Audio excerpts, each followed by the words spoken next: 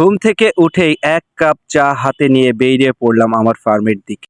আবহাওয়াটা আজকে এত সুন্দর যে এই আবহাওয়াতে যদি একটা ব্লগ না দিই তাহলে কিন্তু আর চলেই না। হ্যালো, আসসালামু আলাইকুম, this is Shad. Welcome back to my channel again. আজকে আপনাদের আমি দেখাবো আমার এই শসা গাছগুলোর শেষ অবস্থা। এই শসা গাছগুলো যখন আমি লাগিয়েছিলাম অর্থাৎ চারা লাগিয়েছিলাম তখন কিন্তু আপনাদের সেই ভিডিওটা আমি দিয়েছিলাম। তো আজকে আমি যেটা দেখাবো সেটা হচ্ছে যে আমার শসা গাছগুলোতে ফুল চলে এসেছে। আর আপনারা নিশ্চয়ই জানেন যে গাছে ফুল আসলেই ডেফিনেটলি ফল আসবে ইনশাআল্লাহ।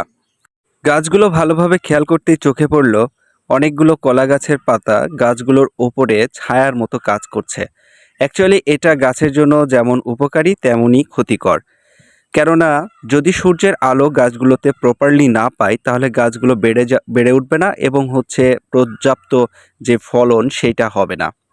তাই আর বেশি দেরি না করে গাছগুলোকে রেস্কিউ করার কাজে নেমে পড়লাম।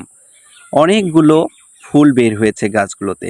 যে ফুলগুলো আমি এক্সপেক্ট করেছিলাম তার চাইতেও বেশি ফুল এসেছে গাছে।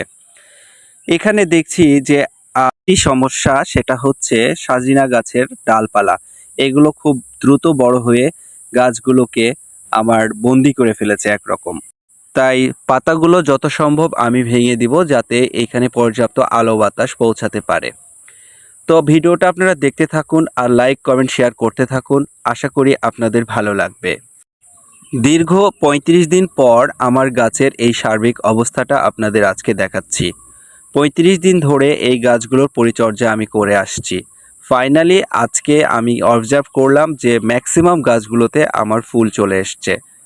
মন থেকে আমি আজকে অনেক হ্যাপি, কেননা আমি অনেক কষ্ট করার পর এই পর্যন্ত আসতে পেরেছি এই গাছগুলোর সাথে। মাঝে বেশ কিছুদিন আমি অসুস্থ থাকায় আপনাদের তেমন কোনো ভিডিও দিতে পারি নাই।